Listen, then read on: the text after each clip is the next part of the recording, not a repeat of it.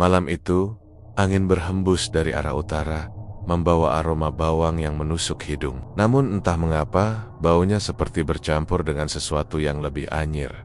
Bau darah. Di Brebes, nama Haji Ali dikenal luas. Ia bukan sekadar pedagang bawang biasa, ia adalah bos besar. Gudangnya berdiri megah di pinggir jalan, penuh tumpukan karung bawang hasil panen petani. Orang bilang, tangan dinginnya mampu mengubah tanah tandus menjadi ladang emas. Namun, di balik kesuksesan itu, tersimpan sebuah rahasia yang jarang sekali berani diucapkan orang dengan suara keras. Konon, setiap malam Jumat Kliwon, Haji Ali menghilang dari rumah. Tak ada yang tahu kemana ia pergi. Sopir pribadinya pun hanya berkata singkat, "Bos, ada urusan." Tapi warga sekitar sering melihat bayangan mobilnya menuju sebuah hutan kecil di ujung desa, tempat di mana pohon beringin tua menjulang seperti gerbang dunia lain. Desas-desus mulai merebak. Ada yang bilang ia punya perjanjian pesugihan, namun bukan pesugihan biasa. Warga menyebutnya pesugihan bawang putih, sebuah ritual kuno yang dipercaya mampu melipat gandakan hasil panen dan kekayaan, tapi dengan tumbal nyawa sebagai bayarannya. Dan malam ini kita akan mengungkap kisah yang selama ini hanya beredar sebagai bisik-bisik di warung kopi. Kisah pesugihan bos bawang Haji Ali di Brebes. Namun ingat, setiap rahasia yang terbongkar ada harga yang harus dibayar. Baukenalet, mereka yang hanya sekadar mendengarnya. Brebes, sebuah kabupaten di ujung barat Jawa Tengah yang terkenal dengan aroma khasnya. Bau bawang merah yang menyeruak dari ladang, pasar, hingga gudang-gudang besar di pinggir jalan raya. Banyak orang menganggap Brebes sebagai tanah penuh berkah, tempat rezeki bisa dipanen dari setiap umbi yang ditarik dari dalam tanah. Tapi di balik semua cerita tentang kerja keras petani dan keringat yang membasahi tanah, ada kisah lain. Kisah yang jarang diucapkan, apalagi dicatat. Kisah yang namanya hanya beredar dari mulut ke mulut, berbisik di sudut warung kopi, atau di tengah sawah saat matahari mulai condong ke barat.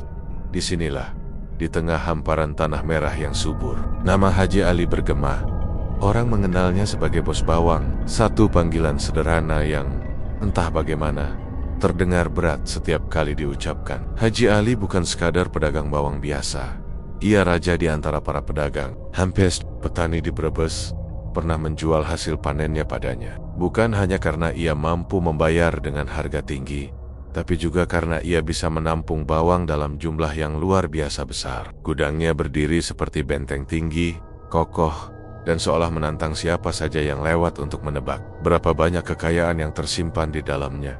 Tak banyak yang tahu dari mana ia memulai. Sebagian orang bilang, Haji Ali dulunya hanyalah pedagang kecil di pasar tradisional. Ia pernah berjualan dari pintu ke pintu, mengangkut bawang dengan motor butut yang knalpotnya berasa pekat. Tapi entah bagaimana, dalam waktu yang relatif singkat, kekayaannya meledak. Ia membeli tanah, membangun gudang, membeli truk-truk besar, bahkan membeli rumah megah di tengah desa yang pagar besinya lebih tinggi dari kepala orang dewasa di siang hari. Haji Ali dikenal ramah. Ia bisa bercanda dengan petani, membagi uang untuk anak-anak kecil yang lewat di depan rumahnya. Tapi orang yang benar-benar mengenalnya tahu, ada sisi lain yang tak banyak diperlihatkan. Sisi yang penuh misteri. Ia jarang sekali hadir di acara-acara desa kecuali jika itu membawa keuntungan langsung. Ia jarang terlihat di masjid, meskipun sudah bergelar haji. Dan yang paling sering dibicarakan,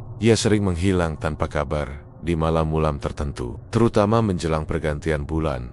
Warga hanya bisa menebak-nebak. Ada yang bilang ia punya bisnis besar di kota. Ada pula yang yakin ia sedang mengurus sesuatu yang tidak boleh diketahui orang luar. Bisik-bisik ini semakin kencang ketika mulai ada kejadian aneh di sekitar desa. Seorang pekerja gudangnya pernah ditemukan jatuh dari atap. Tubuhnya membiru tanpa luka yang jelas. Ada pula petani yang mengaku melihat cahaya merah menyala di langit di atas gudang Haji Ali, seperti api yang menyala namun tak membakar apapun.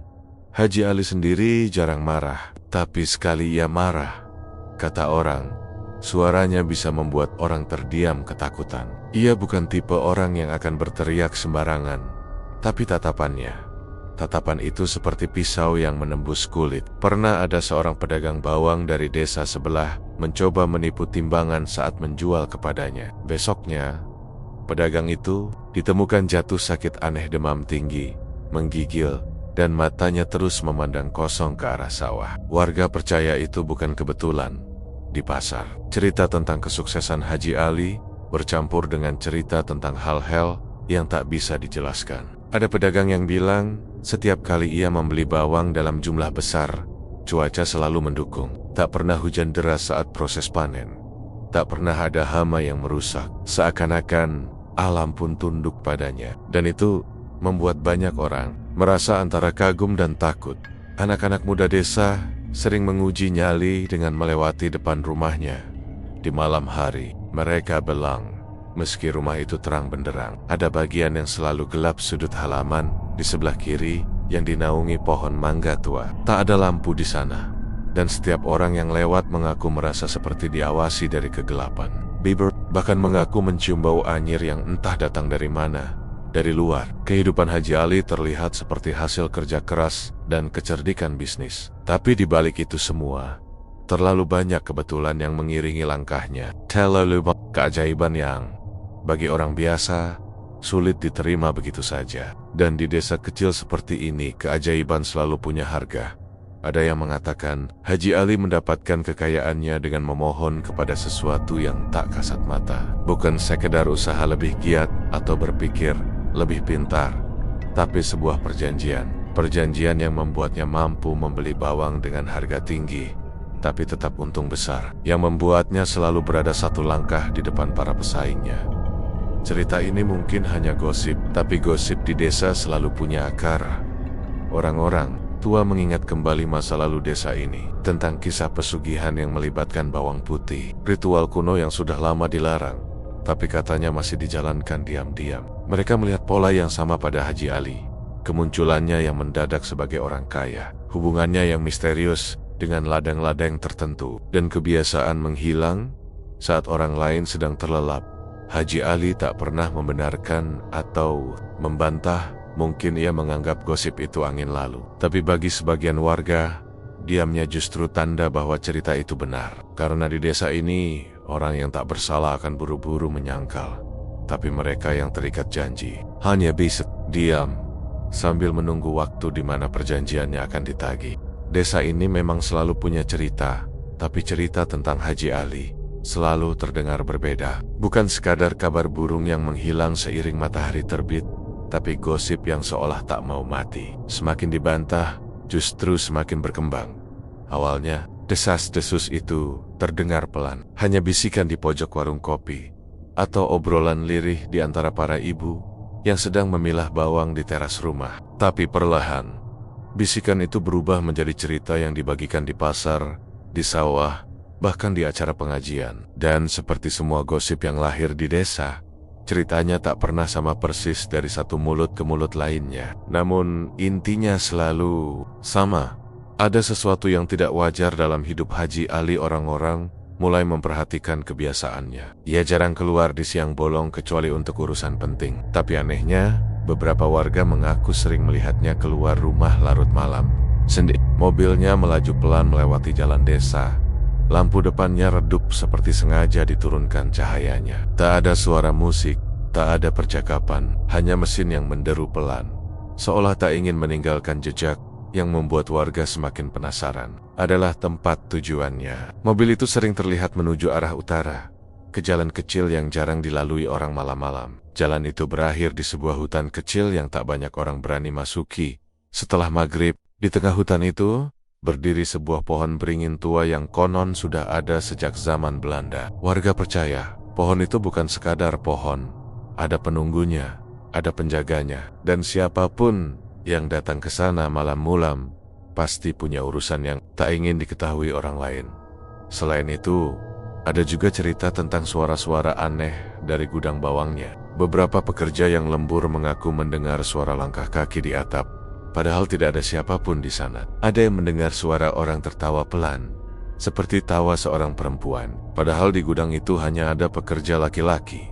Pernah juga seorang sopir truk bercerita bahwa saat ia menginap di gudang karena terlambat bongkar muatan, ia mendengar suara derap kuda mendekat. Saat ia mengintip keluar, tak ada kuda, tak ada orang, Hanya bau menyengat bawang yang bercampur dengan bau amis seperti darah segar. Desa semakin liar ketika mulai ada kejadian-kejadian yang tidak bisa dijelaskan. Seorang petani bawang yang baru saja menjual hasil panennya ke Haji Ali ditemukan meninggal mendadak di rumahnya. Tidak ada tanda-tanda sakit sebelumnya. Orang-orang bilang seminggu sebelumnya petani itu mengeluh bahwa Haji Ali menatapnya terlalu lama, seperti menelanjangi pikirannya. Bahkan ada yang mengatakan tatapan itu membuatnya mimpi buruk selama 3 malam berturut-turut. Dalam mimpinya, ia melihat ladangnya terbakar, dan dari dalam api itu, sosok Haji Ali berdiri sambil memegang sebongkah bawang putih sebesar kepala manusia.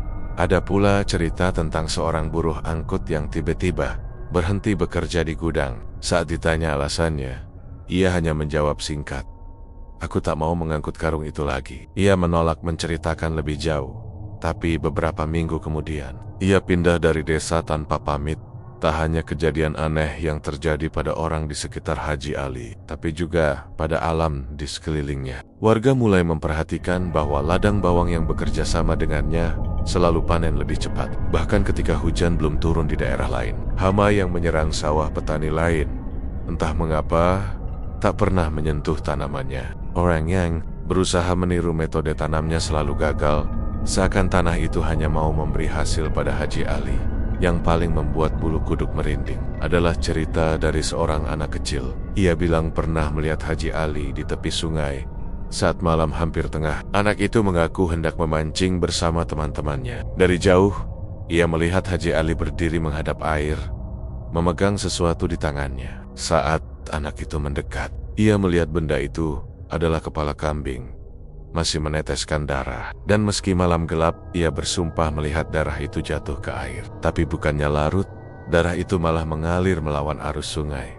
Cerita ini membuat orang-orang mulai menghubungkan semua keanehan yang terjadi. Menghilangnya Haji Ali di malam-malam tertentu, pohon beringin yang dikunjunginya, suara-suara aneh di gudang, panen yang selalu berhasil, dan peristiwa-peristiwa aneh yang menimpa orang-orang di sekitarnya. Semua terasa seperti potenggen-potenggen puzzle yang jika disatukan membentuk gambar yang mengerikan. Tentu saja, tidak semua orang percaya. Ada yang menganggapnya hanya iri hati pada kesuksesan Haji Ali. Tapi, di desa, kepercayaan kadang lebih kuat daripada logika. Apalagi jika gosip itu dibumbui cerita nyata dari orang-orang yang dianggap jujur. Semakin hari, desa Sesus itu tak lagi terdengar seperti gosip, tapi seperti sebuah peringatan bahwa di balik semua tumpukan bawang merah di gudang itu, ada rahasia yang lebih kelam daripada yang berani dibayangkan orang. Dan semakin lama, bisik-bisik ini mulai bergeser menjadi rasa takut. Bukan takut pada sekadar cerita, tapi takut pada kenyataan bahwa mungkin apa yang mereka bicarakan. Ada di Brebes, ada satu jalan yang jarang dilalui orang di malam hari. Jalan sempit yang membelah persawahan, memanjang seperti ular hitam di bawah cahaya bulan. Orang-orang desa menyebutnya Jalan Beringin, karena di ujungnya berdiri sebuah pohon beringin tua yang konon sudah berumur ratusan tahun. Jalan ini hanya cukup untuk satu mobil lewat, dan di kanan kirinya hanya ada hamparan tanah lapang yang kadang terendam air saat musim hujan. Pada siang hari, jalan itu terlihat biasa saja. Beberapa petani lewat dengan sepeda, anak-anak berlarian, mengejar leang-leang, dan burung-burung pipit hinggap di batang padi yang masih muda. Tapi saat malam tiba, suasananya berubah total. Angin yang bertiup dari arah utara membawa bau lumpur bercampur bau anyir. Pepohonan di kejauhan terlihat seperti bayangan raksasa yang mengawasi, dan suara jangkrik yang biasanya riuh, entah kenapa, akan berhenti tiba-tiba seolah memberi tanda bahwa sesuatu sedang lewat. Haji Ali sering terlihat mengambil jalan ini di malam-malam tertentu. Mobilnya melaju perlahan, seakan ia menghafal setiap lekukan jalan. Orang-orang yang kebetulan melihat mengaku tidak pernah melihat lampu mobilnya menyala terang. Seperti ada ketakutan bahwa cahaya terlalu banyak akan membangunkan sesuatu. Pohon beringin di ujung jalan itu bukan pohon sembarangan. Batangnya besar, butuh lebih dari 10 orang dewasa untuk memeluknya. Akarnya menjuntai seperti tali-tali raksasa, membentuk pintu alami yang mengarah ke dalam. Orang tua di desa bilang, akar-akar itu adalah tirai yang memisahkan dunia manusia dengan dunia lain. Dan barang siapa melangkah melewati tirai itu tanpa izin, tak akan kembali sama. Cerita tentang pohon beringin ini sudah ada jauh sebelum Haji Ali menjadi bos bawang. Dulu, di masa penjajahan Belanda, konon ada seorang mandor perkebunan yang sombong. Ia menebang beberapa cabang beringin untuk dijadikan cage. Malamnya, ia ditemukan tewas di rumahnya. Matanya membelalak, mulutnya terbuka lebar seperti berteriak. Orang-orang yang memandikan jasadnya bilang tubuhnya kaku seperti batu, dan di telapak tangannya ada bekas luka seperti terbakar. Sejak saat itu, tak ada yang berani menyentuh pohon itu lagi. Namun Haji Ali berbeda. Ia bukan hanya berani mendekat, tapi beberapa orang bersumpah melihatnya masuk ke dalam lingkaran akar beringin itu. Ada yang mengaku melihatnya membawa sesuatu. Di tangannya kadang karung kecil, kadang hanya sebuah bungkusan kain. Mereka yang mengintip dari jauh mengatakan pernah mencium bau anyir yang kuat, bercampur dengan bau bawang yang tajam. Salah satu kisah yang paling sering diceritakan adalah tentang Sarmo, seorang pemuda yang pernah mengikuti mobil Haji Ali sampai ke ujung jalan. Sarmo penasaran, karena setiap kali Haji Ali melewati jalan itu, ia selalu kembali ke desa dengan wajah pucat dan keringat dingin membasahi pelipisnya, seolah baru saja melihat sesuatu yang tak boleh dilihat. Malam itu, Sarmo mengendap di balik rumpun bambu, menunggu Haji Ali turun dari mobil. Dari kejauhan, ia melihat Haji Ali membawa kendi besar dan sebuah piring berisi bawang putih yang telah dikupas. Haji Ali berjalan perlahan menuju pohon beringin. Saat ia berdiri di depan akar yang menggantung, angin berhenti bertiup. Tidak ada suara apapun, tidak jangkrik, tidak katak, tidak bahkan suara daun yang bergesekan. Semuanya hening, seperti dunia menahan napas. Lalu, Sarmo mengaku melihat sesuatu bergerak di dalam kegelapan, di balik akar beringin. Bukan manusia,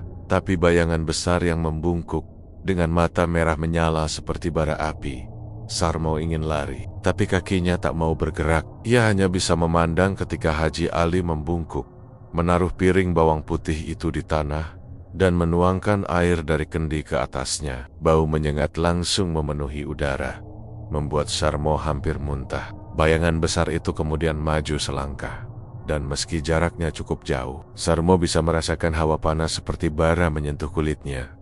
Setelah itu, Sarmo tak ingat apa-apa lagi. Ia pingsan, dan saat terbangun, sudah berada di ranjang rumahnya. Ibunya bilang ia ditemukan oleh seorang nelayan tua di pinggir sungai, jauh dari pohon beringin. Anehnya, sejak malam itu, Sarmo tak pernah mau melewati jalan beringin lagi. Bahkan di siang hari, cerita Sarmo hanya memperkuat keyakinan warga bahwa pohon beringin itu adalah pintu gerbang bagi perjanjian Haji Ali.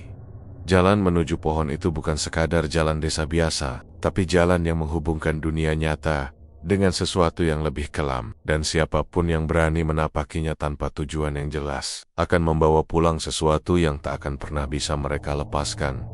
Sejak itu, setiap kali ada yang melihat mobil Haji Ali menuju ke arah jalan beringin di malam hari, mereka akan menutup pintu rumah ropet-ropet, mematikan lampu, dan berpura-pura tidur. Sebab di desa ini ada keyakinan, jika kau melihat ritual orang lain, maka kau juga telah menjadi bagian dari perjanjiannya. Dan itu bukan sesuatu yang bisa kau hindari.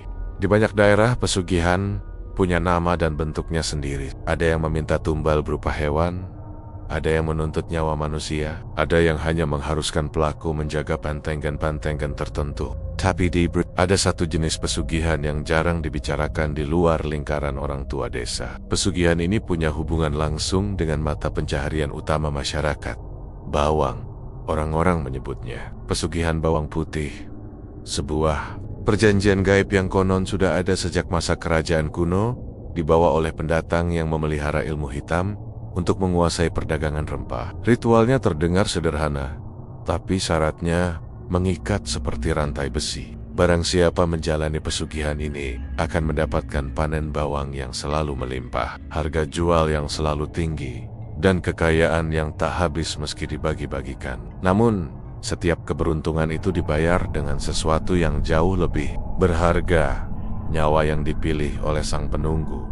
Menurut cerita yang diwariskan dari mulut ke mulut, penunggu pesugihan ini bukan jin biasa. Warga menyebutnya Mbok Suli, sosok perempuan tua berambut putih panjang, matanya pucat, dan kulitnya keriput. Seperti bawang yang sudah terlalu lama disimpan. Ia diyakini tinggal di bawah akar pohon beringin besar di utara desa. Di sebuah ruang yang tidak bisa dimasuki manusia tanpa izin. Dialah yang akan muncul saat ritual dilakukan. Ritualnya selalu dimulai di malam tertentu. Biasanya saat bulan separuh, pelaku pesugihan membawa sesaji utama, bawang putih kupas yang jumlahnya harus ganjil, sebuah kendi berisi air dari 7 sumur, dan seekor kambing hitam tanpa cacat. Sesaji itu diletakkan di bawah akar beringin. Lalu pelaku duduk bersila sambil melafalkan mantra kuno yang sudah jarang orang tahu artinya. Saat mantra mencapai bait terakhir, angin akan berhenti berhembus, udara akan menjadi berat, dan dari kegelapan di balik akar, Mbok Suli akan muncul kabarnya. Tatapan Mbok Suli mampu membuat orang yang lemah nyali pingsan di tempat ia akan bergelet. Pelan, mencium bawang putih yang disajikan, lalu menyentuh kepala kambing dengan jemarinya yang kurus. Seketika, kambing itu akan mati tanpa suara. Darahnya akan mengalir sendiri ke tanah, meresap di antara akar, seolah mengisi sesuatu yang haus di bawah sana. Namun tumbal sesungguhnya bukan kambing itu. Tumbal yang diminta adalah nyawa manusia, bisa siapa saja, tapi biasanya diambil dari orang-orang yang punya hubungan langsung atau tidak langsung dengan si pelaku. Ada yang bilang, Mbok Suli memilih sendiri, kadang mengambil orang tua, kadang anak kecil, kadang pekerja, bahkan kadang orang asing yang kebetulan lewat. Pelaku pesugihan tak punya hak menolak. Jika menolak, perjanjiannya akan berbalik, dan nyawa pelaku sendiri yang akan diambil, bersama seluruh hartanya yang akan lenyap seperti tak pernah ada di desa. Orang percaya Haji Ali sudah lama menjalani pesugihan ini. Bukti-buktinya ada di sekelilingnya. Panennya tak pernah gagal. Harga bawang selalu berpihak padanya. Bahkan saat petani lain rugi, truk-truknya jarang sekali mogok. Dan yang paling aneh, orang-orang di sekitar Haji Ali sering mengalami kematian mendadak tanpa sebab jelas. Ada pekerjanya yang jatuh dari tangga gudang, seorang sopir yang tertidur di setir lalu menabrak tiang listrik, bahkan keponakannya sendiri yang meninggal karena tersedak saat makan malam keluarga. Semua kematian itu, bagi sebagian orang, adalah bayaran yang dipungut oleh Mbok Suli. Ada cerita yang lebih mengerikan, diceritakan oleh seorang kakek yang pernah menjadi petani bawang rekanan Haji Ali. Kakek itu mengaku pernah diajak mengantar bawang putih ke hutan beringin pada malam hari. Awalnya ia mengira itu hanya pengiriman biasa untuk pelanggan khusus. Tapi ketika sampai di sana, ia melihat Haji Ali menaruh bawang di tanah, lalu berlutut sambil menggumamkan sesuatu. Kakek itu mengaku melihat tanah di bawah akar beringin berdenyut pelan, seperti jantung yang berdetak. Lalu dari kegelapan, Mbok Suli muncul. Ia membangkok, menyentuh tanah, dan seketika tanah itu meminum darah dari seekor ayam hitam yang tiba-tiba muncul entah dari mana. Kakek itu lari ketakutan dan bersumpah tak pernah lagi menerima tawaran kerja dari Haji Ali. Meski cerita-cerita ini terdengar seperti legenda yang dibesar-besarkan, ada satu hal yang membuat banyak warga percaya. Larangan mendekati Haji Ali pada malam bulan separuh. Orang-orang tua selalu memperingatkan, kalau lihat dia keluar malam itu, jangan panggil, jangan tegur, dan jangan ikuti. Kalau kau ikut terhitung dalam perjanjian. Peringatan itu bukan sekadar omong kosong. Beberapa orang yang melanggarnya memang mengalami nasib buruk, penyakit aneh, kecelakaan mendadak, atau kehilangan yang tak bisa dijelaskan. Pesugihan bawang putih ini bukan hanya urusan mencari kekayaan, tapi perjanjian yang mengikat darah. Selama perjanjian itu berjalan, pelaku akan terus makmur. Tapi begitu waktunya habis, atau begitu pelaku tak lagi sanggup memenuhi syaratnya, penunggu akan menagih semua yang telah diberikan dengan bunga yang tak pernah dihitung manusia. Di Brebes, nama Haji Ali mungkin masih disebut dengan hormat oleh sebagian orang, tapi bagi mereka yang tahu cerita ini, setiap kali mendengar namanya, yang terbayang bukanlah tumpukan bawang di gudang megahnya, melainkan akar beringin tua yang basah oleh darah, dan tatapan mata pucat Mbok Suli yang menunggu di kegelapan.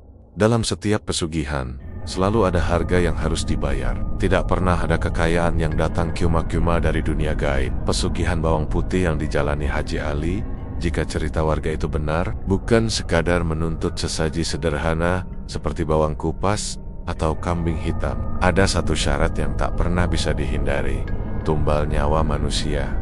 Tumbal ini bukan sesuatu yang bisa ditentukan pelaku. Penunggu yang mereka sebut Mbok Sulilah yang memilih. Ia memilih dengan cara yang tidak bisa diprediksi manusia. Kadang ia mengambil orang yang dekat secara darah. Kadang ia memilih orang yang bahkan tak pernah dikenal pelaku. Dan itulah yang membuat pesugihan ini sangat ditakuti. Kau tak pernah tahu siapa yang akan diambil selanjutnya. Konon, setiap kali tiba masa penagihan, Haji Ali akan menerima tanda. Tanda itu bisa muncul dalam bentuk mimpi atau kejadian nyata. Dalam mimpi, Mbok Suli akan datang membawa bawang putih sebesar kepala manusia. Ia akan memecahkannya di depan Haji Ali, dan dari dalamnya akan keluar darah segar yang mengalir ke tanah. Di dalam darah itu, Haji Ali akan melihat wajah korban yang akan diambil. Kadang hanya sekilas, kadang jelas seperti melihat orang yang berdiri di hadapannya. Jika tanda datang di dunia nyata, biasanya dalam bentuk kejadian ganjil yang membuat bulu kuduk berdiri. Pernah ada cerita, saat sedang duduk di beranda rumah, Haji Ali melihat seekor burung gagak hinggap di pagar. Burung itu menatapnya lama, lalu mengeluarkan suara parau yang memekakan telinga. Begitu burung itu terbang, di tempat ia hinggap, ada setangkai bawang putih kering yang entah dari mana. 2 hari kemudian, seorang sopir truknya ditemukan meninggal di dalam kabin. Tubuhnya membiru, matanya terbuka lebar. Kematian para tumbal ini hampir selalu terlihat seperti kebetulan di mata orang awam. Ada yang jatuh dari tangga, tersedak, tenggelam di sungai, atau kecelakaan di jalan. Tapi bagi mereka yang paham, semua itu adalah bagian dari pembayaran. Setiap kematian itu memberi perjanjian Haji Ali tambahan waktu untuk terus mengumpulkan kekayaan. Ada satu cerita yang beredar di kalangan pekerja gudang. Malam itu, menjelang tengah malam, Haji Ali memanggil salah satu buruh untuk mengantarkan bawang putih ke hutan beringin. Buruh itu, sebut saja namanya Marno, mengaku merasa aneh karena jumlah bawang yang dibawa sedikit hanya segenggam. Sesampainya di hutan, Haji Ali memintanya menunggu di mobil. Marno yang penasaran mengintip diam-diam. Ia melihat Haji Ali menaruh bawang itu di tanah, lalu memanggil sesuatu dengan suara yang nyaris tak terdengar. Dari kegelapan, Mbok Suli muncul. Tapi kali ini, yang ia sentuh bukan bawangnya, melainkan kepala Marno. Marno mengaku tubuhnya kaku seketika. Matanya berat, dan ia merasa seperti ditarik ke dalam tanah. Saat ia terbangun, ia sudah di rumahnya sendiri, tanpa ingat bagaimana ia sampai di sana. Seminggu kemudian, anak laki-lakinya yang baru berumur 6 tahun jatuh sakit mendadak. Tubuhnya panas seperti terbakar, tapi dokter bilang ia tidak menemukan penyakit apapun. Anak itu meninggal di hari ketiga. Marno percaya, malam ketika Mbok Suli menyentuh kepalanya, ia sebenarnya menandai tumbal, dan yang diambil adalah darah dagingnya sendiri. Syarat lain dalam pesugihan ini adalah menjaga rahasia. Pelaku dilarang menceritakan detail perjanjiannya kepada siapapun. Jika melanggar, bukan hanya tumbalnya yang diambil, tapi pelaku akan mati dengan cara yang sangat mengenaskan. Conan, ada seorang pedagang dari desa tetangga yang pernah mencoba meniru cara Haji Ali. Ia meminta bantuan dari seorang dukun untuk melakukan pesugihan serupa. Entah bagaimana, ia tahu tentang Mbok Suli. Tapi sebelum sempat melakukan ritual, ia ditemukan tewas di sawahnya sendiri. Tubuhnya membengkak seperti disiram air panas, dan di sebelahnya ada bawang putih tunggal yang utuh, tanpa kulit, bersih seperti baru dikupas. Pantangan terakhir dan ini yang paling aneh adalah pelaku tidak boleh membiarkan rumahnya sepi pada malam-malam tertentu, terutama malam penagihan. Jika rumah kosong, penunggu akan masuk dan mengambil nyawa siapapun yang ada di dalam. Itulah sebabnya, meskipun Haji Ali sering pergi malam-malam, ia selalu memastikan ada orang di rumah. Kadang ia menyuruh pekerja menginap, kadang keluarganya berkumpul di ruang tengah. Tak ada yang berani tidur sendirian di kamar. Semua syarat ini, jika dilanggar, akan memutus perjanjian dengan cara yang mematikan. Tidak ada jalan keluar yang aman. Sekali kau masuk, satu-satunya cara keluar adalah dengan menyerahkan nyawamu sendiri sebagai tumbal terakhir. Itulah sebabnya, meskipun banyak yang tahu dan takut, pesugihan ini tetap berjalan. Karena bagi yang sudah terikat, Tidak ada pilihan lain selain terus membayar atau mati. Di mata warga yang tak paham, Haji Ali hanya terlihat seperti seorang pengusaha sukses yang tahu cara mengatur bisnis. Tapi bagi mereka yang mengerti tanda-tanda pesugihan, setiap kematian di sekitar Haji Ali, setiap tatapan kosongnya saat malam bulan separuh, hanyalah bagian dari roda perjanjian yang terus berputar, dan setiap putarannya selalu menelan nyawa baru. Orang-orang di Brebes, kalau sudah bicara soal Haji Ali, biasanya suaranya mengecil, bukan hanya karena rasa hormat, tapi lebih karena rasa takut. Mereka percaya ada hal-hal yang tidak boleh diucapkan terlalu keras, apalagi saat malam mulai turn. Tapi sekali waktu, dalam percakapan yang berlangsung di warung kopi dekat pasar, seorang lelaki paruh baya tiba-tiba membuka mulut. Namanya Pak Karim, mantan sopir pribadi Haji Ali. Wajahnya kelihatan gusar, matanya tak berani menatap siapapun terlalu lama, seolah setiap kata yang keluar bisa memanggil sesuatu yang tak kasat mata. Aku cuma sopir, cuma antar jemput, nggak pernah ikut campur urusan bos. Begitu awalnya ia berkata. Tapi kemudian ia bercerita tentang malam-malam aneh di mana Haji Ali memintanya mengantar ke sebuah jalan sepi menuju utara, lalu menyuruhnya berhenti jauh dari hutan beringin tua. Bos selalu bilang, nggak usah ikut, tunggu saja di sini. Tapi pernah sekali, aku penasaran, aku ikuti dari jauh, dan aku nyesel sampai sekarang. Nafasnya bergetar waktu menceritakan itu. Ia mengaku melihat Haji Ali membawa sebuah karung yang bergoyang-goyang, seperti ada sesuatu di dalamnya yang berusaha keluar. Cerita lain datang dari Siti, mantan pekerja gudang bawang Haji Ali. Ia bertahan hanya 3 bulan sebelum memutuskan berhenti. Menurutnya, setiap menjelang malam Jumat Kliwon, suasana gudang berubah. Udara terasa berat, lampu sering berkedip, dan suara aneh seperti langkah kaki terdengar dari sudut yang gelap. Suara itu tak pernah muncul siang hari, hanya malam itu saja. Dan yang paling membuatnya tak tenang adalah ketika melihat Haji Ali berdiri di tengah gudang sendirian, menatap tumpukan karung bawang sambil berbisik-bisik dengan bahasa yang tak dikenalnya. Bibirnya bergerak cepat, suaranya lirih, tapi nada bicaranya terdengar seperti memanggil atau menawar sesuatu. Ada juga cerita dari Pak Anwar, tetangga lama keluarga Haji Ali.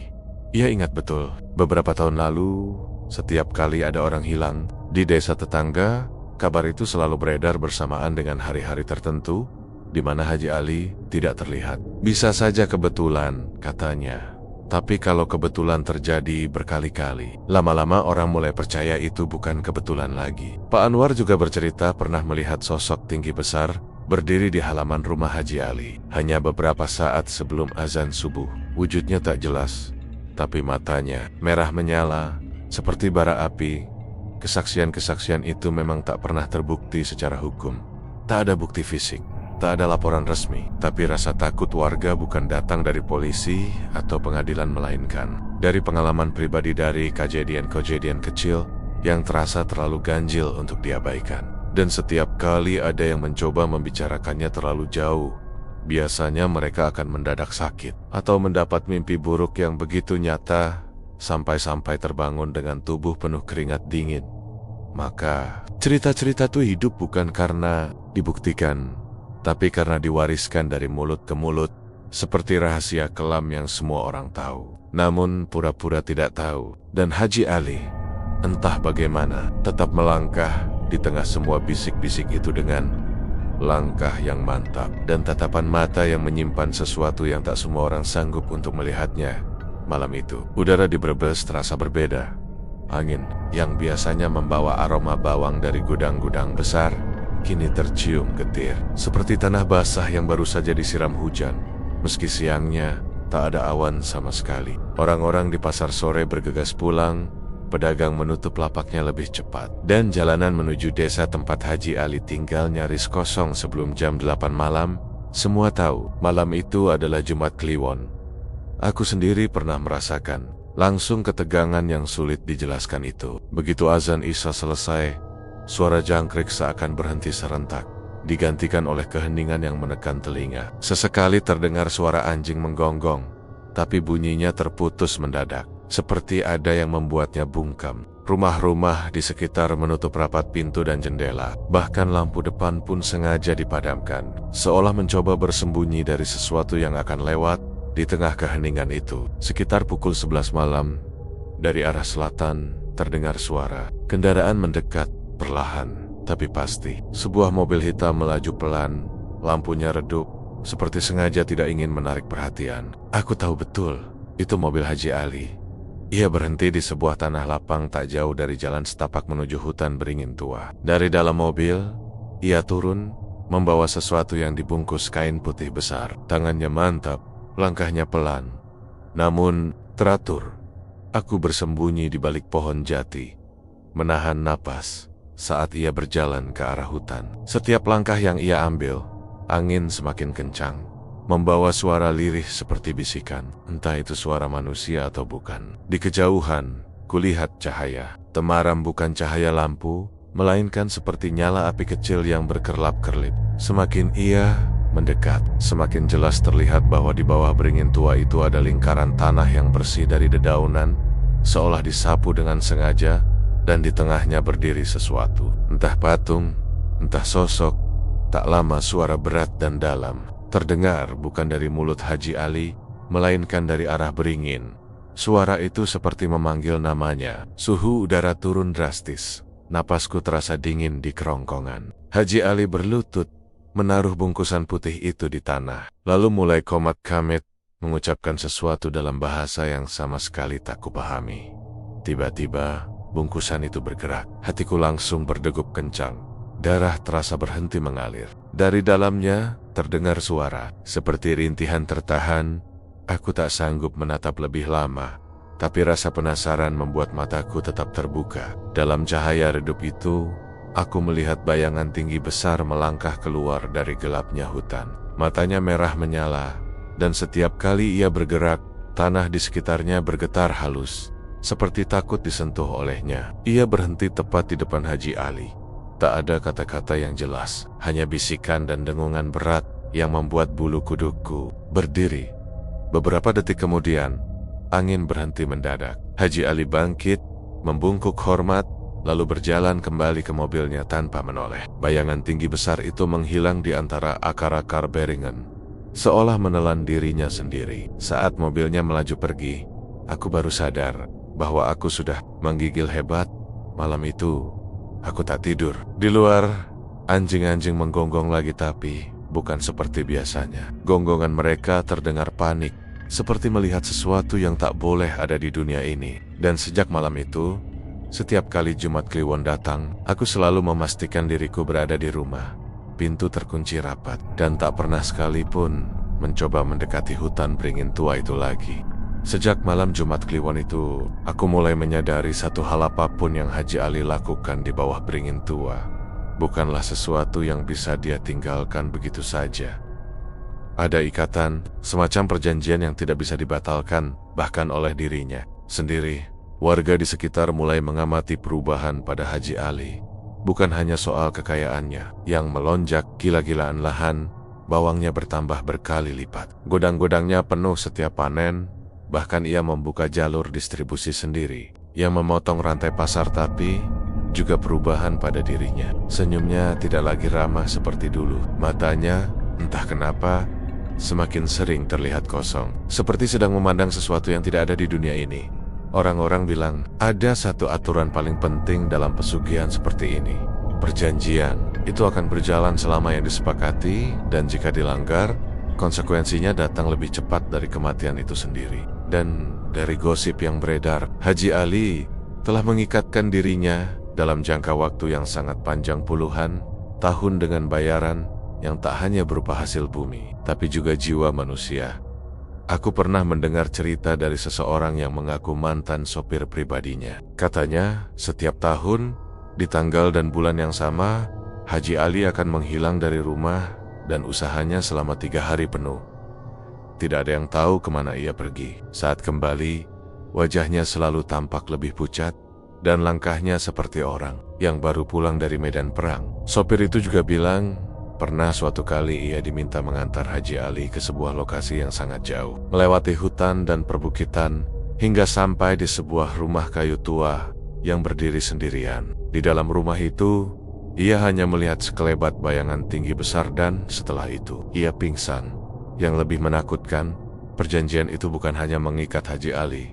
Entah bagaimana, keluarganya pun ikut terjerat. Ada kepercayaan di kalangan dukun pesugihan bahwa jika sang pelaku meninggal sebelum perjanjian selesai, kewajiban akan diwariskan ke anak atau keturunannya. Dan entah kebetulan atau tidak, anak sulung Haji Ali tiba-tiba menghilang beberapa tahun lalu, tanpa jejak, tanpa kabar. Warga hanya bisa mengaitkan peristiwa itu dengan apa yang mereka tahu tentang ritual di bawah beringin tua. Aku membayangkan bagaimana rasanya hidup dengan kesadaran bahwa setiap napas yang kita ambil adalah bagian dari kontrak yang kita tidak bisa batalkan. Bahwa setiap rezeki yang masuk adalah hasil barter dengan sesuatu yang menunggu gilirannya untuk menagih. Haji Ali mungkin sudah lama tak memikirkan soal takut atau berani. Baginya, jalan ini sudah ia pilih, dan tak ada jalan kembali. Bahkan jika ia mencoba berhenti, perjanjian itu tetap akan menuntut bayarannya. Entah dengan cara apa. Di desa, ada yang bilang Haji Ali sudah mencoba melepaskan diri. Ia mendatangi orang pintar dari luar daerah, bahkan membayar mahal untuk sebuah ritual pemutusan ikatan. Tapi setiap kali, selalu ada hal buruk yang terjadi sebelum ritual selesai. Orang yang memimpin upacara mendadak sakit keras, peralatan, ritual terbakar tanpa sebab, atau suara-suara aneh yang membuat semua orang lari ketakutan.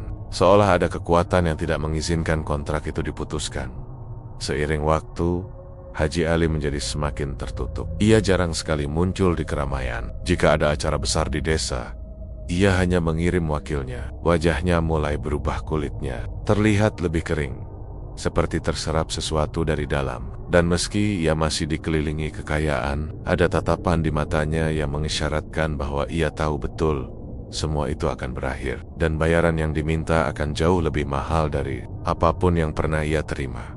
Begitulah, perjanjian itu bukan sekadar kesepakatan antara manusia dan makhluk gaib. Ia adalah belenggu yang menjerat hingga akhir hayat, dan bahkan setelah itu, siapapun yang terhubung akan tetap merasakan tarikan rantainya. Haji Ali mungkin pernah percaya ia bisa menguasai permainan ini, tapi sekarang semua orang tahu justru permainan inilah yang menguasainya, dan ia hanya tinggal menghitung waktu. Sampai saat penagihan terakhir tiba, tak ada yang tahu pasti kapan tepatnya Haji Ali menghilang. Tidak ada pengumuman kematian, tidak ada kabar sakit, bahkan tidak ada tanda-tanda bahwa ia bersiap meninggalkan dunia. Semua terjadi begitu saja, seperti kabut yang mendadak lenyap di hembus angin, menyisakan udara dingin dan sunyi.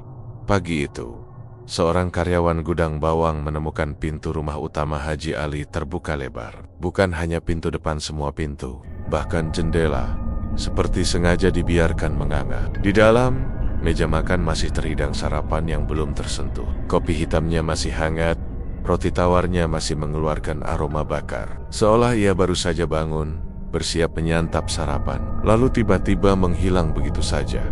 Tidak ada tanda perkelahian, tidak ada barang berharga yang hilang. Tapi, satu hal yang aneh. Lantai di ruang tengah dipenuhi jejak lumpur, berpola seperti langkah kaki manusia, bercampur dengan jejak yang jauh lebih besar, seperti tapak binatang yang tidak dikenal. Jejak itu berakhir tepat di dekat kursi tempat Haji Ali biasa duduk membaca koran. Dan setelah itu hilang. Tidak ada jejak keluar, tidak ada bekas menuju pintu atau jendela. Warga yang penasaran mulai berdatangan. Beberapa berani masuk, sebagian hanya berbisik-bisik di luar pagar. Ada yang bersumpah mencium aroma bawang putih yang sangat menyengat di seluruh rumah, lebih kuat dari gudang penyimpanan bawang sekalipun. Ada pula yang mengaku mendengar suara berat, seperti dengusan, datang dari arah dalam rumah, meski sudah jelas rumah itu kosong. Hari berganti, dan Haji Ali tidak juga kembali. Polisi sempat turun tangan, tapi penyelidikan mereka tak menemukan apapun. Catatan keuangannya rapi, tidak ada indikasi ia kabur atau melarikan diri. Keluarganya yang tersisa tampak ketakutan, namun bungkam. Tidak ada satupun yang mau berbicara tentang malam-malam terakhir sebelum ia menghilang. Dari bisik-bisik warga, satu cerita mulai mengemuka. Konon, hari itu adalah tepat tanggal yang sama dengan malam pertama ia membuat perjanjian di bawah beringin tua. Puluhan tahun lalu, waktunya telah tiba. Tidak peduli seberapa banyak yang mencoba melarikan diri atau menunda, penagihan tetap. I can tetap. Dan jika benar itu yang terjadi, maka tidak ada kekuatan di dunia manusia yang sanggup menghalangi. Seorang pedagang tua pernah bilang padaku, kalau perjanjian itu sudah selesai, biasanya ada dua kemungkinan. Pertama, orangnya ditemukan mati dengan wajah pucat dan tubuh kaku, seperti kehabisan darah dan jiwa. Kedua, orang itu tidak ditemukan sama sekali, tidak mayatnya, tidak jasadnya, karena sudah dibawa utuh ke alam mereka. Dan dari apa yang aku lihat di rumah Haji Ali, aku rasa kita semua tahu kemungkinan mana yang terjadi. Minggu-minggu berikutnya, kebun bawang miliknya mulai rusak, tanaman layu, tanahnya mengering meski hujan sering turun, gudang-gudang kosong, truk distribusi berdebu, tak terpakai. Para karyawan pergi satu persatu, entah karena takut atau memang tak ada lagi pekerjaan yang bisa digarap. Rumah besar itu akhirnya dibiarkan terbengkalai, menjadi bangunan sunyi yang hanya dilalui angin dan sesekali suara burung malam. Tapi yang paling membuat bulu kuduk merinding adalah cerita anak-anak yang nekat bermain di pekarangan. Rama, mereka di malam tertentu, terutama malam Jumat Kliwon, dari dalam rumah terdengar suara langkah kaki berat, bercampur suara gesekan seperti karung bawang diseret di lantai. Dan kalau berani mengintip dari sela jendela, kadang terlihat bayangan seseorang duduk di kursi ruang tengah, memegang sesuatu di tangannya. Bentuknya bulat, pucat, dan kecil. Entah bawang, entah sesuatu yang jauh lebih mengerikan. Haji Ali pada akhirnya tidak benar-benar pergi. Setidaknya begitulah keyakinan sebagian warga Brebes. Mereka percaya jiwanya masih terikat pada perjanjian yang ia buat. Dan kini ia adalah bagian dari penunggu beringin tua itu. Bukan lagi sebagai pemohon, tapi sebagai bagian dari kekuatan yang dulu memberinya segalanya. Dan jika kau berdiri cukup dekat di bawah beringin itu pada tengah malam, kau mungkin akan mendengar suaranya pelan, berat, dan penuh perintah menawarkan perjanjian baru pada siapapun yang cukup bodoh untuk mendengarkan. Begitulah akhir Haji Ali. Tragis, tentu. Misterius, tidak diragukan lagi. Tapi yang pasti, ia meninggalkan satu pelajaran yang tak akan pernah hilang dari ingatan orang-orang di sini. Setiap kekayaan yang datang dengan cara yang tak wajar akan menagih harganya. Dan seringkali harga itu jauh lebih besar dari yang sanggup kau bayar. Kalau ada satu hal yang bisa kupetik dari kisah Haji Ali, itu adalah bahwa setiap pilihan punya konsekuensi. Tidak ada yang benar-benar gratis di dunia ini. Apalagi jika kau menukar masa depanmu dengan sesuatu yang datang dari kegelapan. Manusia sering lupa bahwa yang terlihat seperti jalan pintas menuju kemewahan sebenarnya adalah jalan terpendek menuju kehancuran. Haji Ali bukan orang bodoh. Ia paham betul bahwa kekayaannya datang bukan hanya dari kerja keras, melainkan dari sesuatu yang tak kasat mata. Tapi seperti kebanyakan orang, ia memilih untuk tidak memikirkan konsekuensinya. Ia menutup telinga terhadap bisikan hati dan menutup mata terhadap tanda-tanda yang mengingatkannya. Saat perjanjian itu masih jauh dari tenggat, ia merasa aman, seolah waktu akan selalu berpihak padanya. Tapi waktu adalah hal terakhir yang bisa kau kendalikan. Kisahnya adalah pengingat bahwa setiap hutang harus dibayar. Bedanya, hutang pada manusia bisa dinegosiasikan, dicicil, bahkan kadang dihapuskan. Tapi hutang pada kekuatan yang tak terlihat akan dibayar penuh, tanpa potongan, dan seringkali dibayar dengan lebih dari sekadar harta. Kau bisa kehilangan kebahagiaan, keluarga, bahkan nyawamu, dan setelah itu, siapa yang tahu apa yang menantimu? Jangan pernah meremehkan cerita-cerita yang diwariskan orang tua atau sesepuh kampung. Mereka mungkin membungkusnya dengan mitos dan larangan yang terdengar kuno. Tapi di balik itu ada pesan penting. Jangan bermain-main dengan yang gaib. Apapun bentuknya, pesugihan, susuk, penglaris, semua itu adalah tali yang ujungnya dipegang oleh pihak yang tak akan pernah melepaskan genggamannya. Sekali kau terjerat, semakin kau berusaha melepaskan diri, semakin dalam kau tenggelam. Beringin tua di ujung kampung kini kembali sepi. Orang-orang enggan mendekat, apalagi pada malam-malam tertentu. Tapi aku tahu, sepi itu bukan berarti kosong. Sesekali, angin malam membawa aroma bawang yang menyengat, persis seperti bau yang memenuhi rumah Haji Ali di hari ia menghilang. Dan Di saat seperti itu, aku selalu teringat pada satu nasihat yang dulu disampaikan seorang kiai tua. Rezeki itu seperti air. Kalau datang dari mata air yang bersih, ia akan menyejukkan. Tapi kalau datang dari sumur kotor, cepat atau lambat, ia akan meracuni peminumnya. Peringatan ini bukan hanya untuk mereka yang tergoda mencari pesugihan. Ini juga untuk siapapun yang terlalu cepat silau melihat keberhasilan orang lain, tanpa tahu dari mana dan bagaimana itu didapatkan. Dunia penuh dengan godaan yang dibungkus rapi kilauan emas. Rumah megah, mobil mewah, semua tampak seperti hasil kerja keras. Tapi ingat, tak semua cerita sukses punya awal yang bersih. Dan tak semua kekayaan berujung bahagia jika kau suatu saat berjalan sendirian, lalu mendengar suara menawarkan jalan pintas menuju kejayaan. Jangan menoleh, jangan menjawab, dan yang terpenting, jangan pernah menawar harga yang diminta. Sebab begitu kau mulai bicara, pintu yang tak seharusnya terbuka akan terbuka. Dan dari situ, tak ada jalan kembali. Akhir kisah Haji Ali adalah akhir yang seharusnya cukup menjadi peringatan bagi siapapun yang mau mendengarkan. Ia memulai dengan keyakinan bahwa ia bisa mengendalikan perjanjian itu. Ia yakin ia lebih cerdas, lebih kuat, lebih berkuasa, tapi pada akhirnya ia hanyalah manusia dan manusia, betapapun cerdiknya, tak pernah benar-benar berkuasa atas kegelapan. Jadi, jika kau mendengar bisik-bisik dari arah beringin tua itu di malam hari, atau mencium aroma bawang yang tiba-tiba muncul di udara tanpa alasan, ingatlah apa yang terjadi pada Haji Ali.